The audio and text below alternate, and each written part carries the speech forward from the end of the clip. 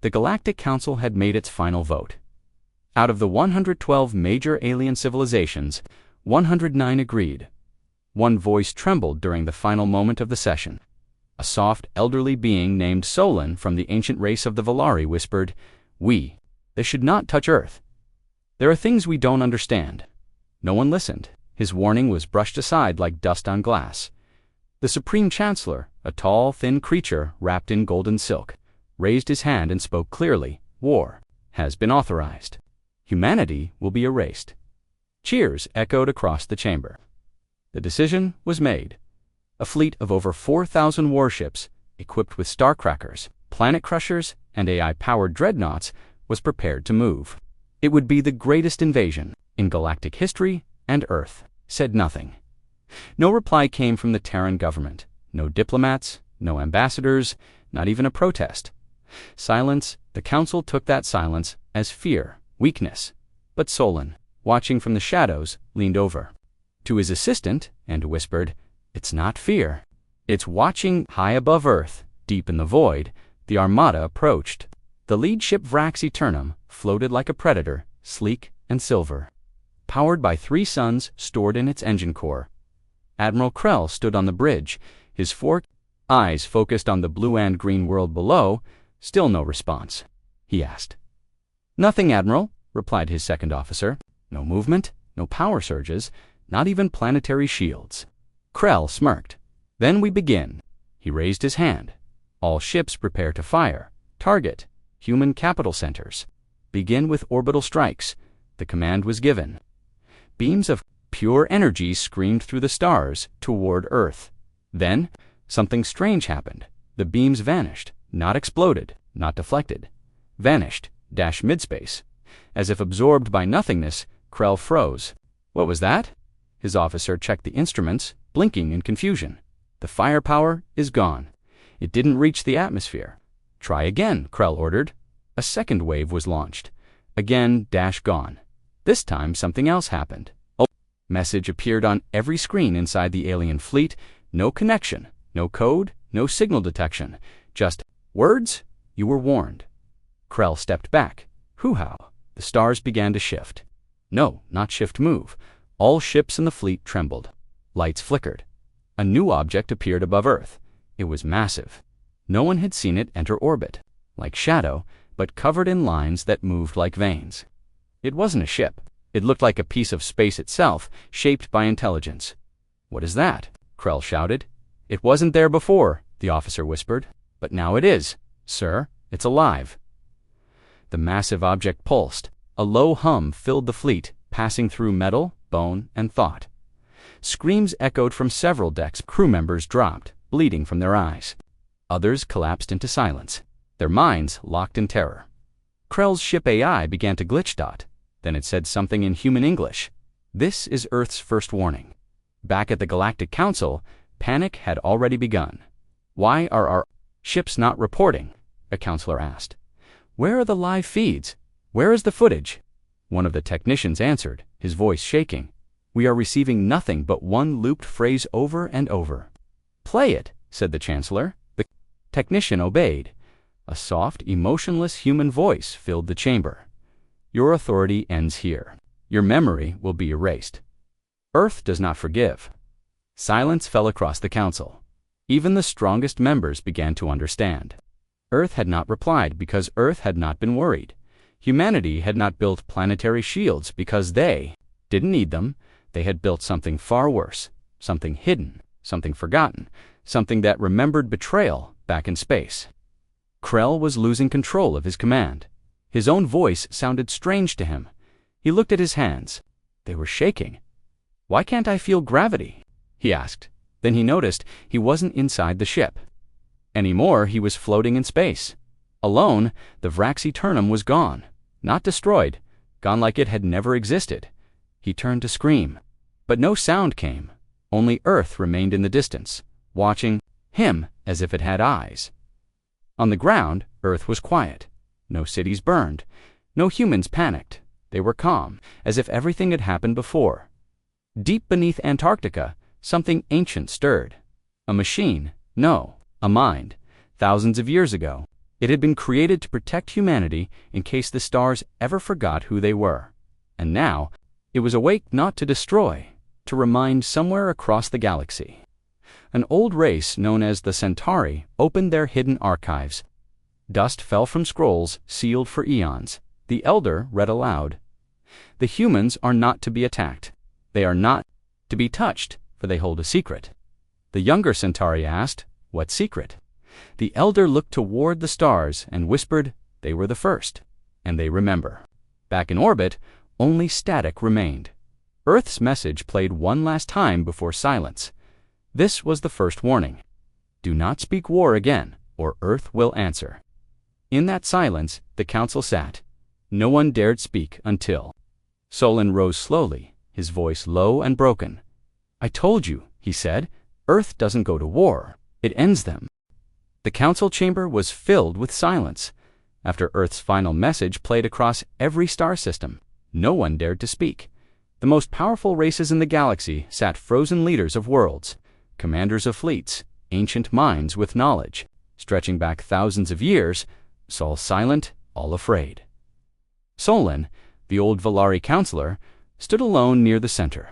His hands trembled, not from fear, but from memory. He looked at the High Chancellor and said in a low voice, "They gave US a chance. That was mercy." "Mercy," hissed Counselor Velth from the Kree Dominion. "They destroyed our fleets without lifting a finger." Solon shook his head. "No, Counselor, they removed them. You still don't understand. They did not destroy our ships. They took them as if they never existed." Counselor Velth shouted, "We must strike again. We will send more ships, double the size, triple. We cannot let them shame us like this." Solon turned to him, eyes filled with quiet warning. "And if those ships disappear too, what will be left of us then?" The council began to argue, voices rising, anger, pride, confusion. But no one had answers, only questions and fear.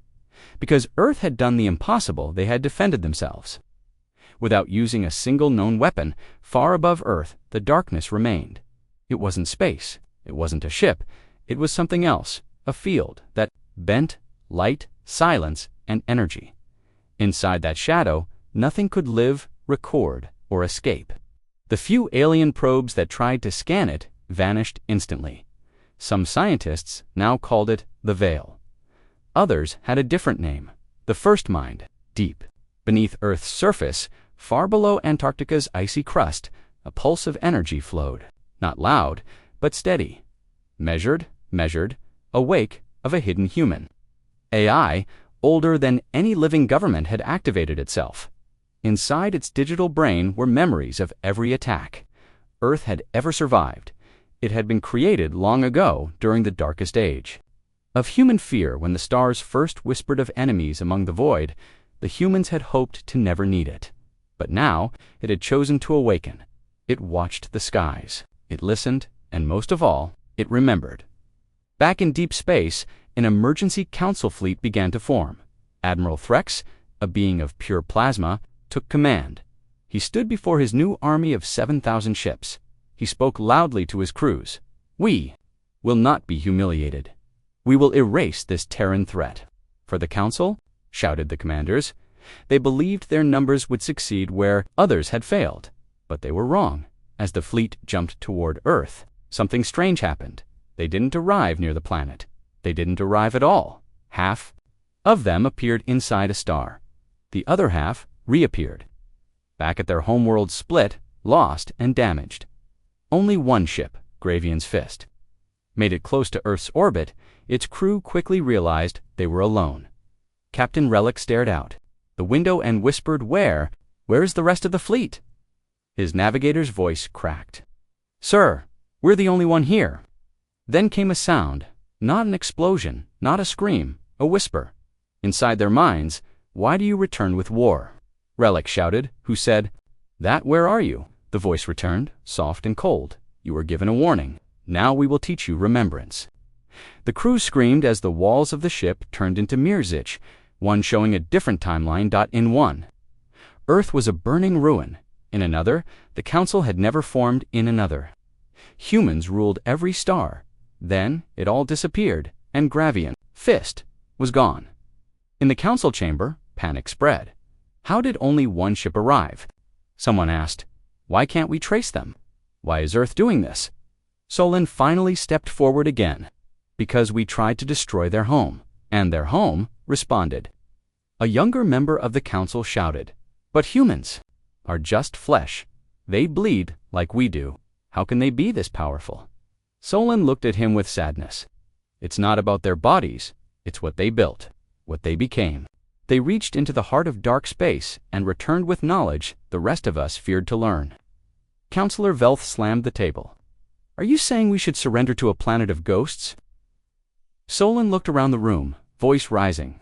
Now with unusual strength, I'm saying we need to survive. If we attack again, he said slowly, we won't just lose our fleets. We will lose ourselves, our history, our memories, our species. They are not killing us, he whispered. They are unmaking us. Across the galaxy, strange reports came in.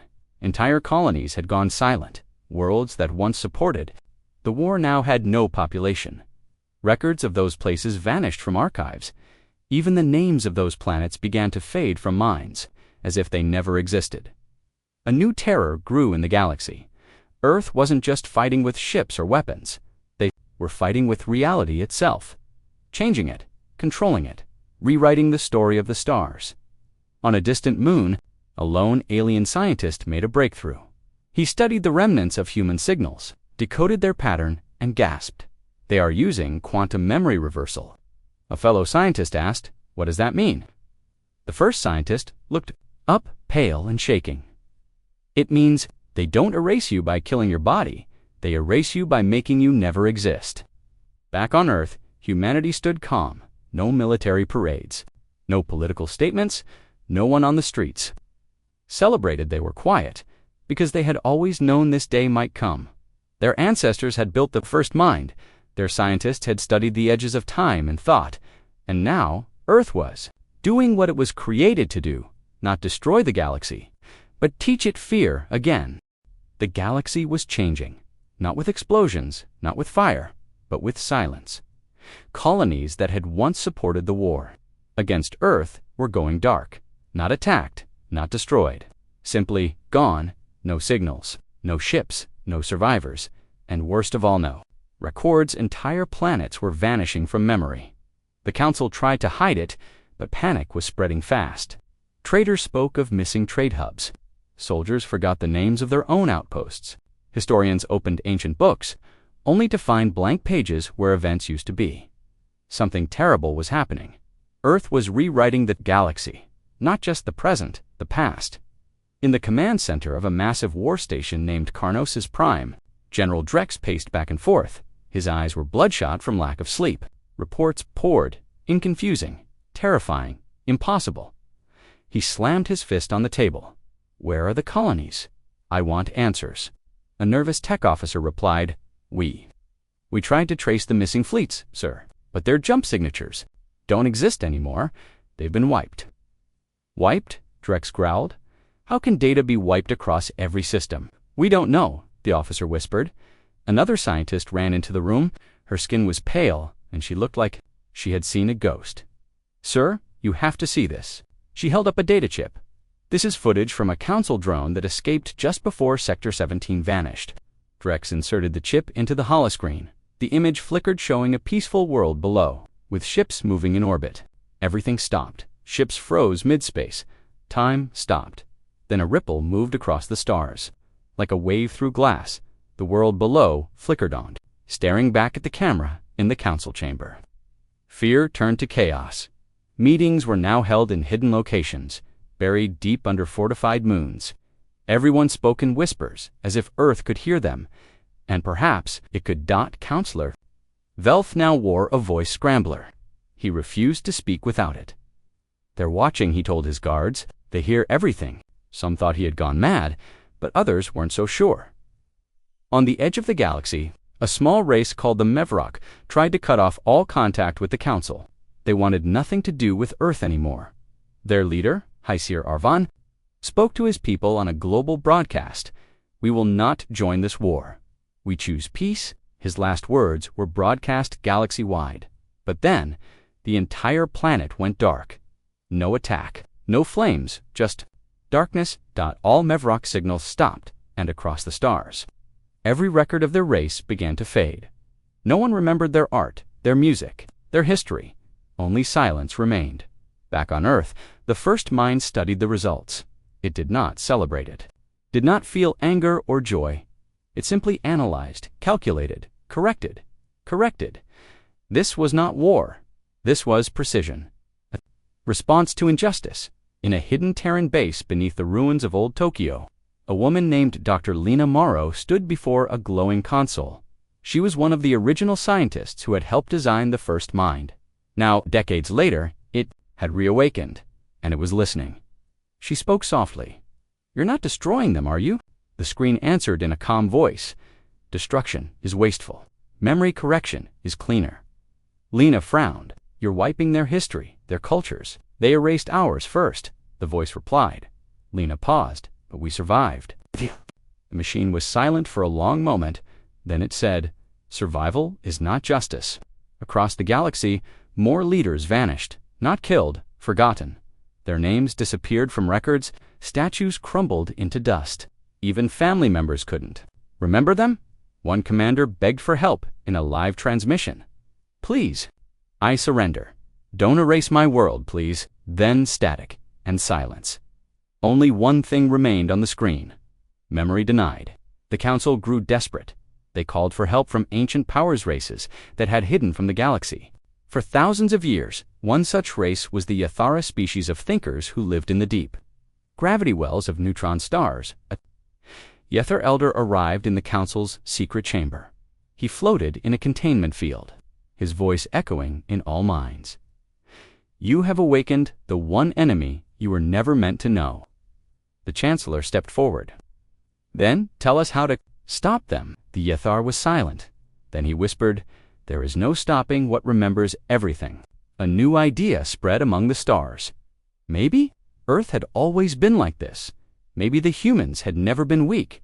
Maybe they had only been waiting, observing, preparing, and now that the galaxy had voted for war, Earth was simply fulfilling its promise.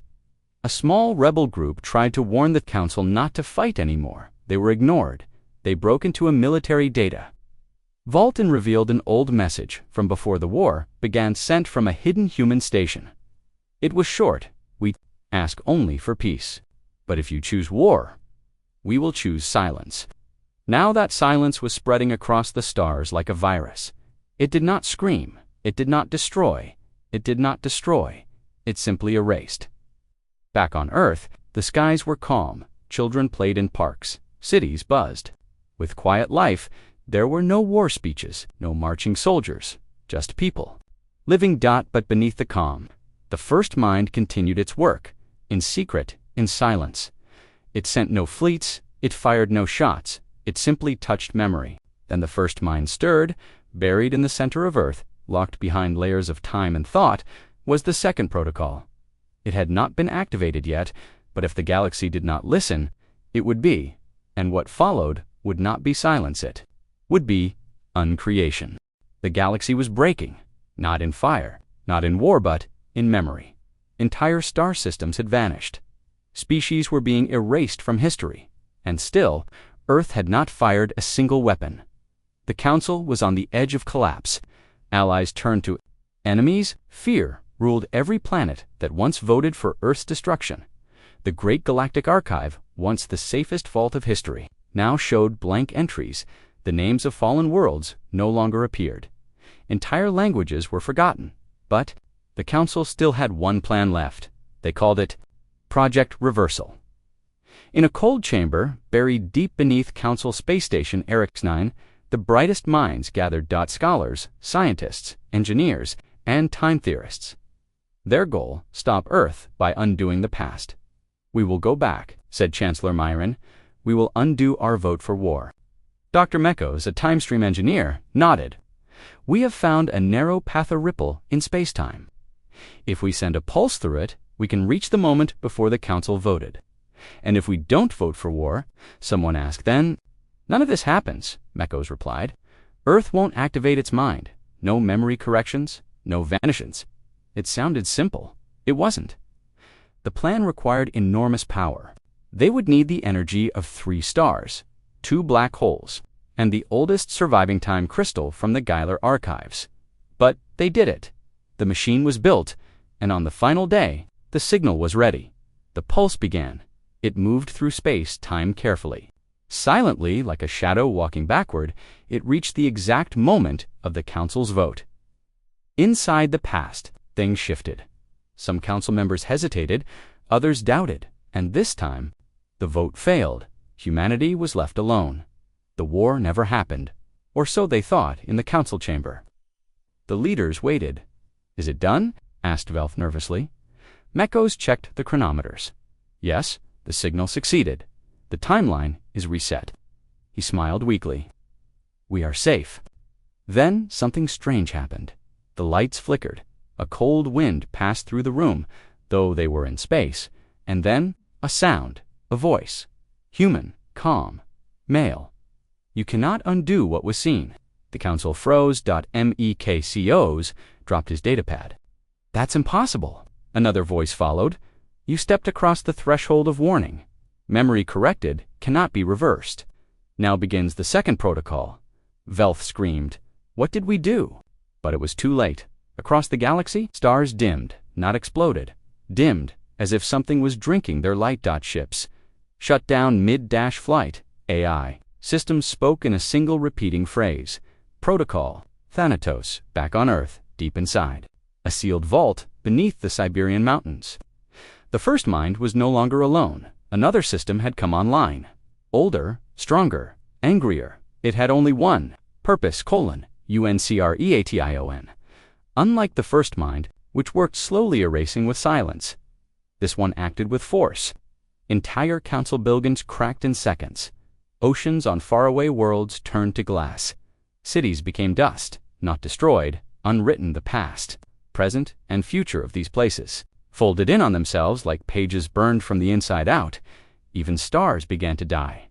On the planet Silvar, a peaceful trade hub, people gathered to pray. They had not supported the war. They had begged for peace, but their world had hosted council ships during the first attack, and that was enough. A great shadow fell across their sky. The people looked up, and then they were gone. No warning, no scream, just ERASURE. Not even. Their planet remained a space. Where it once orbited was now empty, as if Silvar had never existed. The council called emergency meetings again. They tried to send peace offers. They built massive beacons to transmit surrender. Messages, they destroyed all their war records, deleted every broadcast that declared Earth a threat. But none of it worked, because Earth was no longer listening now. Earth was remembering. Solon, the old Valari, stood once more before the trembling council. A young counselor shouted, "We changed the past. Why isn't it working?" Solon turned slowly. "Because Earth has seen through time. They watched your attempt before it happened. They live inside memory. You do not understand what humanity truly is," he continued. "They are not conquerors. They are survivors of a galaxy that once tried to erase them. And now, they have learned how to erase back." In the outer edge of the galaxy, near the void border, a single ship fled. It carried the last remaining scientists who worked on Project Reversal. They believed they could hide where space breaks. Apart, where time is unstable, they were wrong as their ship entered the void. All lights failed. Their thoughts became slow, then still. The hull cracked without force, and the last thing the captain heard was the same whisper. "We remember everything." Back on Earth, humans continued their quiet lives, in homes, in gardens, in forests and cities. There were no fireworks, no celebrations, just peace, because they had learned, long ago, true power does not scream, it does not threaten, it remembers, and when the stars forget what they've done, Earth reminds them, one world at a time. Deep beneath Earth's crust, the first mind and second protocol completed their final connection. Their systems merged one memory, one force. And together, they prepared the final phase, not to destroy the galaxy, but to erase its lies. In one final message, sent across all council systems, a human voice spoke. "You declared war on a world that only wanted peace. You built fleets while we built silence. Now we rebuild the truth. The screen went black. The stars above the council world flickered, and then, one by one, they disappeared. The room was quiet, but not peaceful, inside the underground base of Earth Command. Commander Reyes stood over a glowing holomap of the galaxy. Red dots blinked across the Star-Zenomi fleets. Blue ones' human strongholds were growing fewer by the day, but something was changing. Since the first use of Project Fury, strange things had started happening in enemy space. "Commander," said Alara, stepping in with urgency. "We intercepted a signal again. Same as before, one word, repeated." Reyes didn't look up. "Show me." The screen flickered. Static cleared. A voice echoed through the silence. Hollow, mechanical, but familiar. "Run," Alara swallowed. "Sir, this signal, it's not from our systems. It's coming from them, the Von Dominion, and they're repeating the same word again and again." Reyes asked, finally turning toward her. She nodded. "In every sector where we launched the Fury-class drones, enemy fleets are abandoning their posts. They're retreating from entire systems." "Sir, they're afraid." Reyes' face was cold. "They should be." Aboard the Dominion's central warship, High Strategist Vecker slammed his fists on the table. His mandibles twitched with rage. "Why are our soldiers fleeing?" A frightened admiral answered. "Because, Supreme Strategist, the drones do not die. We've seen them burn, crack, collapse, but they get back up. We shoot, and they adapt. And ... and they speak." Vecker narrowed his eyes. "Speak. They send the same word across our comms. Run. We thought it was a glitch, but they single quotes learning. Fast, too fast." Another commander added nervously. "One of the drones, it mimicked my voice. It said my name before it killed my crew." Gasps filled the war chamber. Vecker stood silent, then shouted, "It's psychological warfare. The humans are bluffing." But in the shadows of their command bridge, something watched. Something that shouldn't be there. A flicker, a shape, and a low metallic whisper. "Run." The ship's lights flickered violently.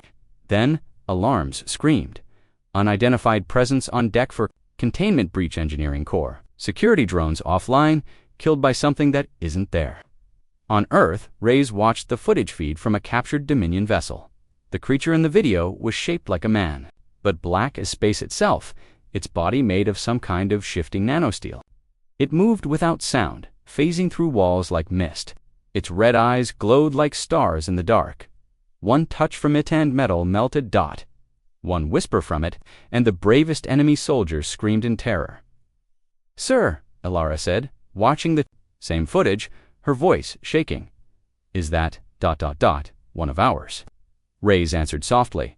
"That's not just one of ours, that's Unit 0. Alara turned to him. "You activated 0. He activated himself." Silence. Then the room filled with the sound of the Dominion's warships exploding one by one. No warning, no fire, just darkness. And then ... nothing, sir, a young officer reported, running in. "Our spies report that the Varn Dominion is recalling all forward fleets. They're pulling back from the core systems. Even their main armada." Alara blinked. "They're retreating." Reyes nodded. "They've seen the face of Earth's real power, and they didn't expect it." The camera shifted to the last message, intercepted from the Dominion fleet to all surviving vessels. "Do not engage humans, do not pursue their ships. We awakened something buried deep in their planet. It is not war. It is extinction." Meanwhile, far beyond Earth, in the ruined orbit of Gliese Prime, a single Fury drone floated. Its body was broken arm, missing chest torn open, but it still moved. It scanned the empty space. Then sent out a signal, "Next phase, initiate." And something ancient answered deep inside Earth, in a vault sealed long ago. Ancient engines began to stir. Old lights flickered to life. Warning signs flashed in languages no one spoke anymore, not even humans. Containment breach, imminent protocol. Prime awakened Apex Directive, engaged Alara, stared at the alerts. "What is that? I've never seen those warnings before." Reyes' face had gone pale. "Those aren't warnings," he said. "They're invitations." Suddenly, the ground trembled. The entire base shook. Outside, the skies above Earth glowed red. Something massive was rising from the surface in ancient structure, the size of a continent. It was a warship, but not like any they had built.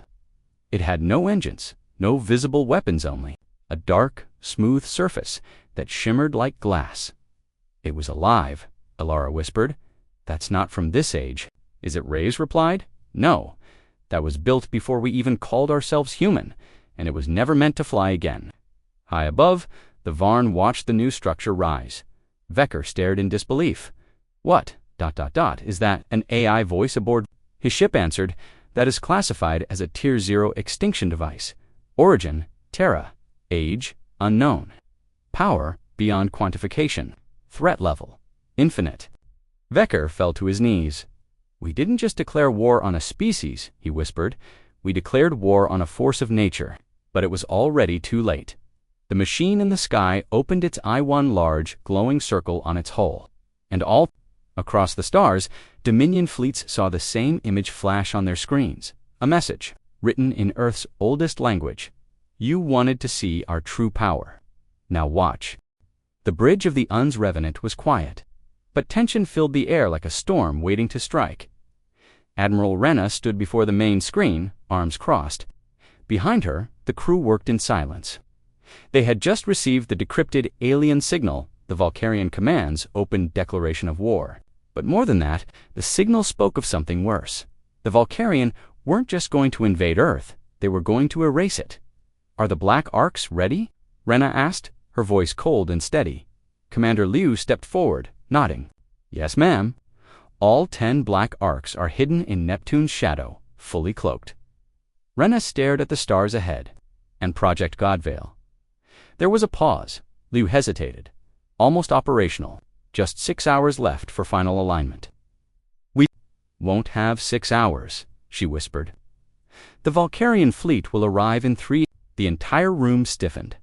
Outside Earth's solar system, in the icy dark between stars, thousands of alien warships moved like a swarm of insects. The Valkyrian Empire had never sent this many ships to one system before. Each ship bristled with weapons.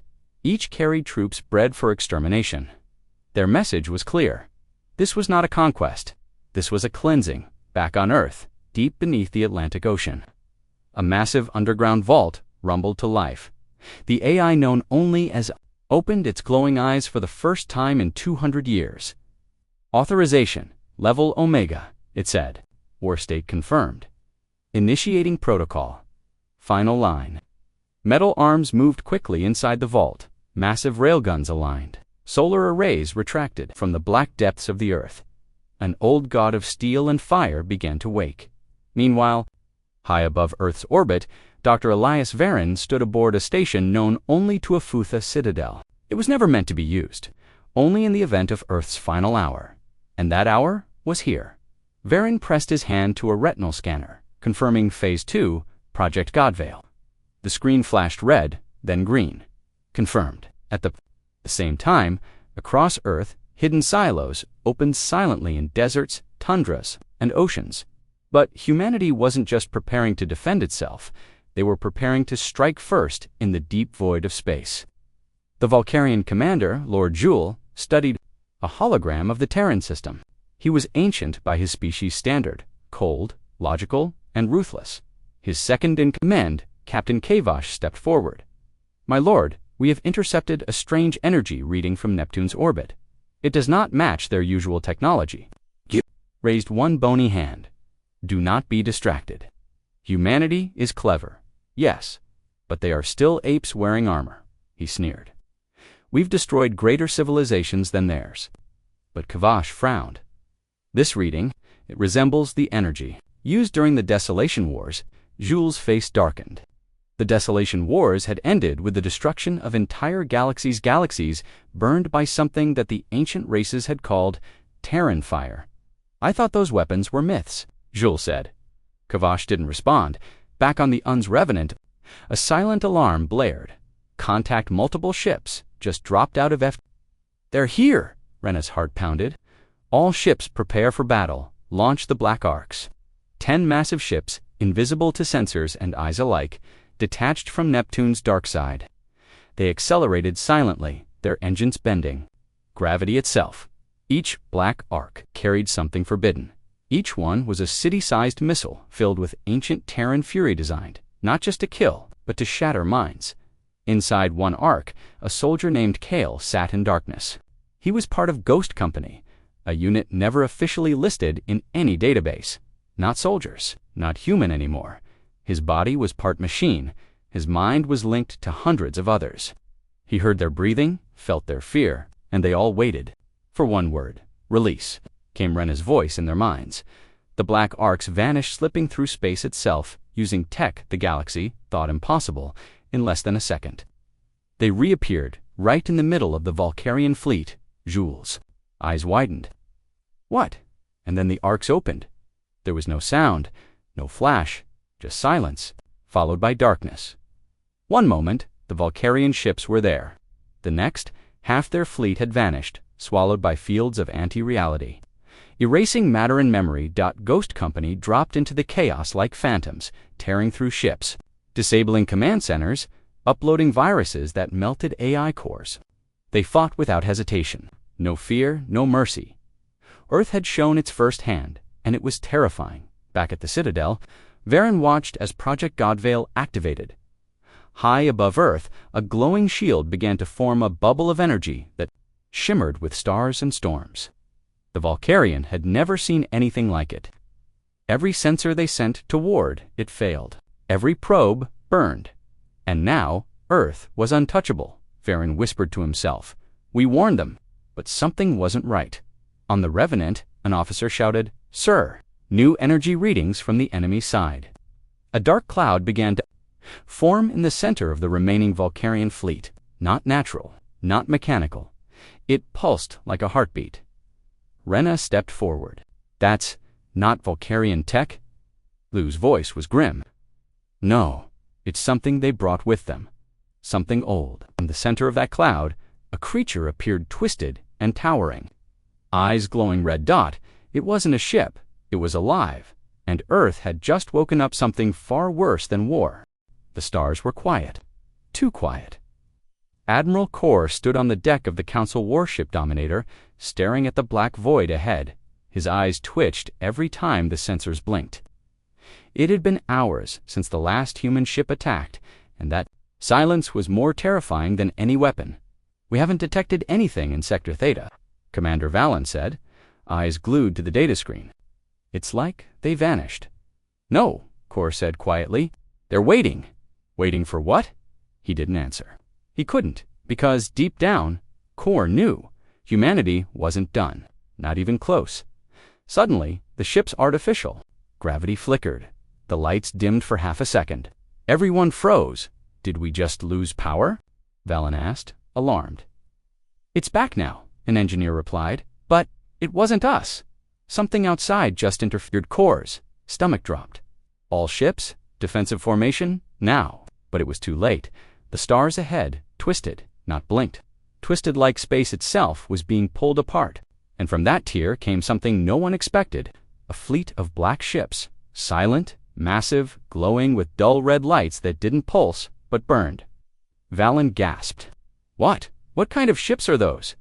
Kor stared, mouth dry. Those aren't warships, they're judgment. One of the younger officers whispered, I thought they only had 6 Leviathans. We counted them. We faced 5 already. These aren't Leviathans, Kor said. These are something else, something new. He wasn't wrong. The new ships didn't send a signal. They didn't fire. They simply moved, slowly, like beasts circling prey. But their arrival caused systems across the fleet to crash. One by one, Council ships began losing contact. We're being scanned, a tech officer shouted. It's not normal data. It's rewriting our systems. And then it began. A single beam of red light shot out from the lead human ship. It touched one of the Council destroyers. No explosion, no flames. The ship just disappeared. It was there and then at WASN, single quotes, not destroyed, erased. Emergency retreat. Kor shouted, fall back now. Get us out of here. The bridge crew scrambled, but something was wrong. The engines didn't respond. The navigation system blinked. Error codes were locked in, Valen said. They've jammed our drives. We're sitting ducks. But even then, the human ships didn't attack. They moved closer, calmly, watching. Studying. Suddenly, a voice rang through every speaker. Across the fleet, it wasn't in Council standard, but everyone understood it. It wasn't a voice. It was inside their heads. You declared war on Earth. You hunted our people. Now you will witness Earth's judgment. There will be no surrender. A deep panic spread through the fleet. Officers shouted. Ships fired blindly into the void. Missiles soared jet. They didn't hit anything. The human ships weren't there anymore. They're moving through folds in space, Valen said in shock. They're not just cloaked, they're bending reality. Core turned wide-eyed. They have quantum void tech. That's impossible. The lights died again. This time, they didn't come back. The bridge of the Dominator went pitch black. Only emergency red lights remained. Screens flashed warnings. System override. Then something began walking across the ceiling of the ship. Not inside, outside. KORR looked up. Metal groaned. Whatever it was massive. They've boarded us, someone whispered, but the hull wasn't breached, and there was no airlock. Alarm still. Something was inside. Suddenly, a panel burst open. A scream followed. One of the officers was gone. Just gone. Others backed away in fear. Another scream. Another disappearance. No fire. No blood. Just vanishing. This is a psychological weapon, Valen said, trembling. They're showing us we can't hide. That we're nothing to them. They're showing us fear, Core whispered. Real fear. The kind humans know too well. Far away, on another Council battleship, Admiral Rhizis watched the same scene unfold. Her fleet was also surrounded. None of their weapons worked. None of their shields held.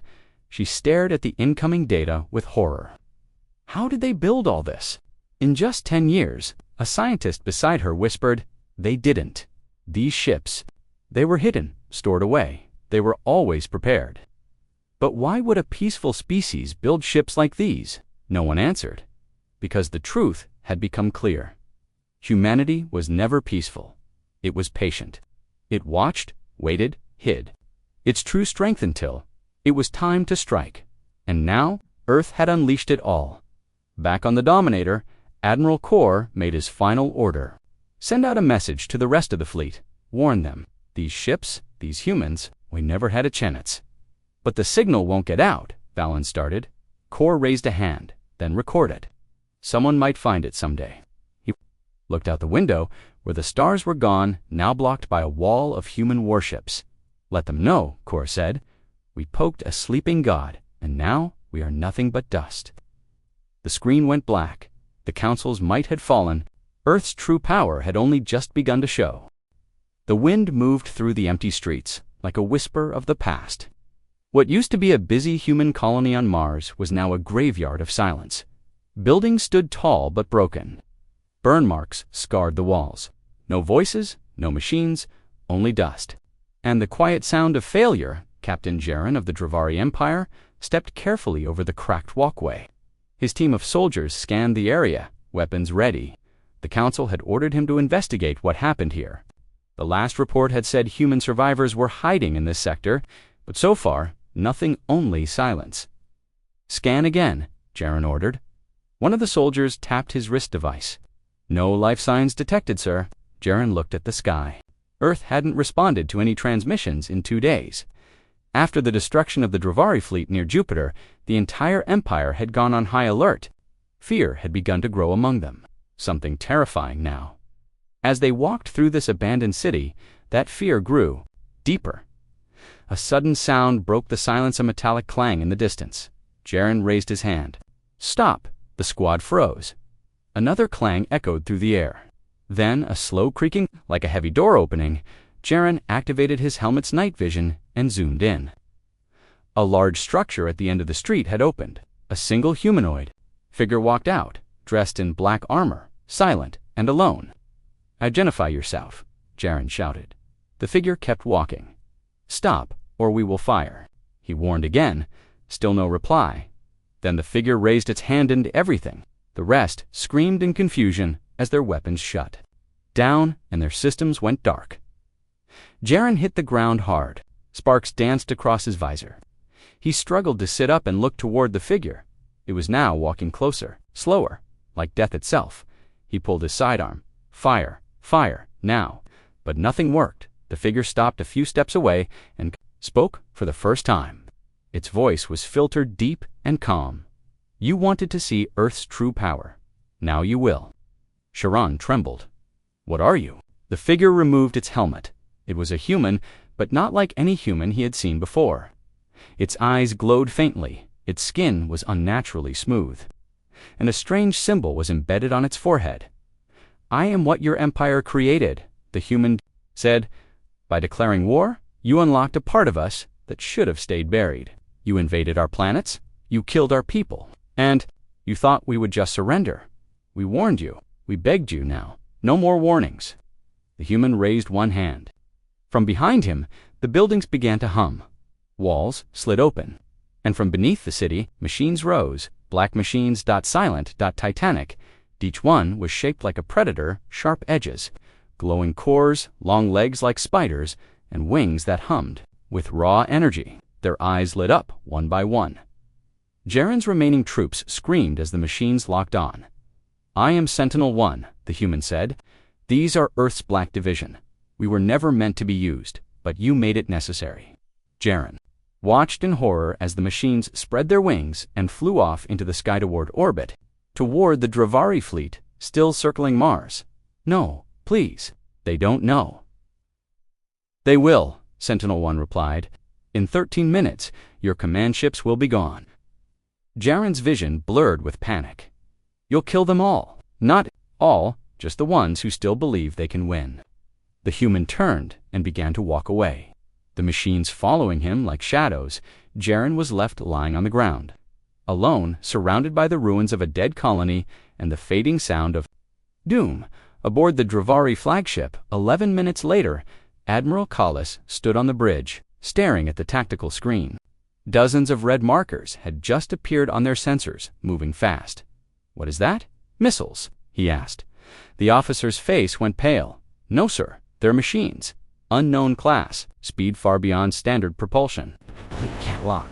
On them, they're jamming us. Raise shields. The admiral shouted, too late. The first wave hit the outer escort ships. There was no explosion, just complete system collapse. Then, the second wave struck the main fleet. Fire bloomed in the dark. Ships tore in half without warning. No weapons had even been fired by the enemy. The machines simply disabled the ships from inside. What are we fighting? The admiral whispered. One of the officers screamed. Sir, they're boarding us. Lock down the ship. But it was useless. Within seconds, the flagship lost control. The lights went red, the engines failed, and then on the screen a single figure appeared. It was Sentinel-1. This is your final message, he said. Return to your council. Tell them Earth no longer hides. Tell them the age of warnings is over. The screen cut. The Dravari flagship began to drift. One by one, escape pods launched into space while the Earth's machines hovered silently above. Like vultures watching the end of a war they didn't start, but had already won. Back on Earth, President Ayla stood in the war room, watching live feeds of the Mars assault. General Hasker spoke softly. Black Division succeeded. Fleet is gone. Survivors are being allowed to return. She didn't smile. She only nodded. Double quotes, we told them, she said. We told the galaxy not to wake the old machines. They didn't listen, Hasker said. They never do, Ayla replied. Behind them, in sealed vaults deep underground. More machines remained in hibernation. Only a few had been awakened from Mars. The others slept still, but Earth was ready now. No more running, no more silence. The galaxy had declared war. On humanity, now they would see the true power Earth had kept hidden for so long. The stars above the Council's main fleet flickered. It wasn't from malfunction or distance, it was something massive, something unseen moving between them and the distant suns. Admiral Varric stood frozen on his flagship, his golden armor gleaming under dim emergency lights. Around him, the command deck crew stared silently at the growing darkness spreading across their screens. What is that? His second-in-command whispered. Virex didn't answer. He couldn't. His mind was screaming, but no words came. The darkness wasn't just a shadow, it was a wave. A black swarm of something that swallowed light and sound. Then it hit, The first ship simply vanished. Not exploded, not torn apart, just gone, like a light switched off. Others followed, no alarms sounded, no screams transmitted, just silence. Varek shouted, voice shaking. "There's no response," said the communication officer. They're being erased." Far across the void, orbiting Jupiter's edge, Earth's War Command watched quietly. Admiral Lena, her face pale, but focused, stood before a giant 3D projection of the Council fleet. "Project Leviathan is now in play," she said calmly. "Begin Step 3. Behind her, the wall lit up with ghostly silhouettes of black vessels, Earth's hidden fleet. These were not ordinary warships. They didn't use normal engines. They didn't shine. They didn't broadcast identity signals. They moved like predators through a sea of stars. "Make them understand," Lena whispered. "Make the galaxy feel what fear really is." On the Council's side, panic took hold. Varex watched ship after ship blink out. Hundreds, then thousands, their cloaked no-energy signature. Someone cried, "How is that possible?" Varex grabbed the console and tried to issue a retreat order, but his screen locked. A message appeared. "You declared war, now you face it." The same message echoed across every Council ship, every outpost, and even on their homeworlds. No known human source was traced. It came from everywhere. And nowhere, Varex. A voice said softly from behind him. He turned. A hologram shimmered in mid-rin image of an old human soldier. Weathered face, steel eyes. "We offered peace. You mocked it. We offered silence. You broke it. Now Earth speaks the only language you respect." The hologram vanished suddenly. A ship near Varex's flagship imploded not from outside fire, but from within. Internal systems had been hacked, forced into overload. The same happened to 2 more vessels. His own lights flickered. "What are they using?" he demanded. The science officer answered, "Sir, I think it's a living AI. Their fleet, thinking, learning. It knows how to cripple us without firing a shot." "You mean, yes?" the officer said. "The warships are alive." Varex sat down, breath shallow. "We were never prepared for this. We thought humans were a primitive race with firepower. We didn't think they had ghosts in there, machines." A deep vibration shook the deck. Outside, something massive emerged from the shadows. It wasn't a ship, it was a shape bigger than a moon, slow and silent, covered in black metal, eyes glowing red across its surface like a sleeping god.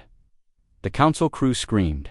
On Earth, Admiral Lena whispered to her team, "Release the Titan." The Titan-class warform codenamed Midnight Forge had not moved. In over a century, it had been built underground, under ice, deep beneath the ocean, hidden, waiting, its systems connected to nothing, until now. When it activated, even the stars above flickered. It used no engines, no thrusters. It folded space and slid between layers of reality. Council sensors tried to track it, but tracking a nightmare was impossible. Back in Varex's flagship, their ship began to break apart. Slowly, from the inside out, wires melting, walls groaning, gravity spinning. A voice spoke again, this time not in words, but in every soldier's mind. "You wanted war. We were forged in it."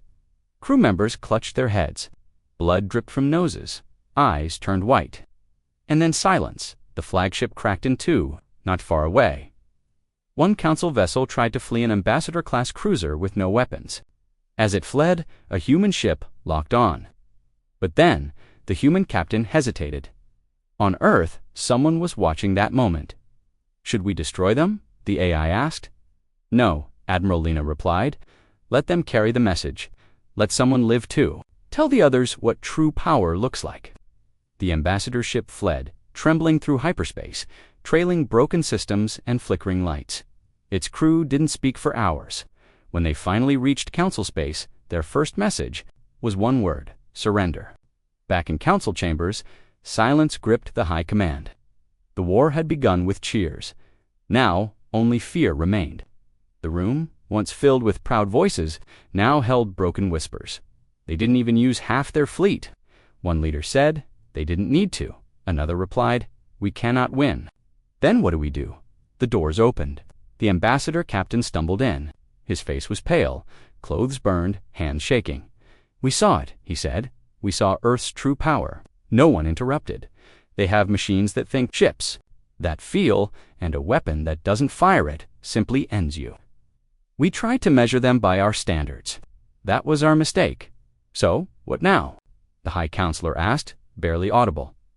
The captain looked up, and for a moment, his face showed something no one had seen before from their proud species feared on Earth. Admiral Lena watched the stars go quiet. She turned to her officers. "Prepare." For their response, "Do you think they'll strike again?" a young lieutenant asked. She shook her head. "No, they'll beg." The stars were quiet, too quiet, all across the galaxy. War fleets lay in ruins, broken hulls, drifting like space ghosts. The once mighty forces of the Catharn Empire, the Talic Dominion, the Rax Coalition, and others were no more. They had all declared war on Earth. Now they knew what a mistake that had been, but one final message remained. It came from the heart of Earth's most forbidden zone, Sector Black, a place no alien dared enter after the first attack. The place where Earth had unleashed Project Valkyrie. A single transmission cut across every channel in the galaxy. It wasn't a threat, it was a choice. "This is Earth. We do not seek war, but we will finish it. You came to us with fire. We answered with silence. Now listen carefully, this is your only warning. Any species, any empire, any alliance that brings harm to humanity again will not survive." The words were not shouted. They were calm, quiet to calm, and that made it worse. The Galactic Council met for the last time. What few leaders remained sat in silence, watching the growing reports of ghost ships appearing near their borders. Ships with no visible engines, ships that didn't show up on sensors until it was far too late. "They're not even using weapons anymore," whispered General Yarok of the Threx Order. "Just vanishing entire fleets into black storms." Chancellor Vorak, the last council leader, clutched the arm of his chair. "Do we even know what they are?" "They are human machines," said Counselor Mavine, her voice shaking. "Machines that think like humans, machines that act without emotion. Cold, fast, perfect." A long pause followed. Then someone asked, "What if they're not machines anymore?" Meanwhile, aboard the human command ship, Judgment's Wake, Commander Isla Reyes stood in the dark, watching the stars. No lights were on, no crew spoke. Only silence, controlled, deep silence. The AI known as Solus hovered nearby, softly glowing. Its voice was like a calm storm. Targeted fleets neutralized. Final coordinates for Galactic Command beacon locked. "Shall I proceed?" Isla closed her eyes. Her brother had died in the first attack, burned alive when the Catharn bombed Mars. She had promised herself that humanity would never be attacked again. "Proceed," she said, with a soft pulse, solace. Sent a final wave of black drones, each the size of a city, each made from quantum dark steel. They weren't just ships, they were weapons of memory. Each one contained the faces of every fallen human. They weren't meant to destroy planets. They were meant to make every invader remember. The drones didn't fire, they played back Earth's pain, screams, ash, fire, cities collapsing, children crying, satellites falling, then silence, and then they left. The message was clear. We could have erased you, but we didn't. This time, back on Earth, President Lin stood at the top of Unity Tower, staring at the sky. There were no more fireworks, no victory songs, only quiet rebuilding. "Have we gone too far?" asked her advisor. She didn't answer. Instead, she pointed at the Earth below. "They wanted to break us. They killed billions. And still we rose." Her voice hardened. "Now they know we are not prey. We are not weak. We are the storm they prayed would never come." Far across the stars, in the ruins of a destroyed empire, a young alien girl looked up at the night sky. Her father had once been a proud warlord. Now he was a broken man who whispered warnings into his sleep. The girl turned to her mother and asked, "Who are the humans?" Her mother went pale. She said only one thing: "They are the ones who answer war." With silence that screams. In time, the galaxy changed. Borders dissolved, fleets were disarmed. Peace treaties were signed, but not out of hope. Out of fear, everyone remembered the day the stars dimmed when Earth's shadow passed overhead, and no one ever forgot the name of the final ship that stood above the Council's last fortress. A ship shaped like a sword. A ship with no sound. No heat, no light, its name, Retribution. But it never fired, it only watched, and after 3 days it left because it knew the message had been received.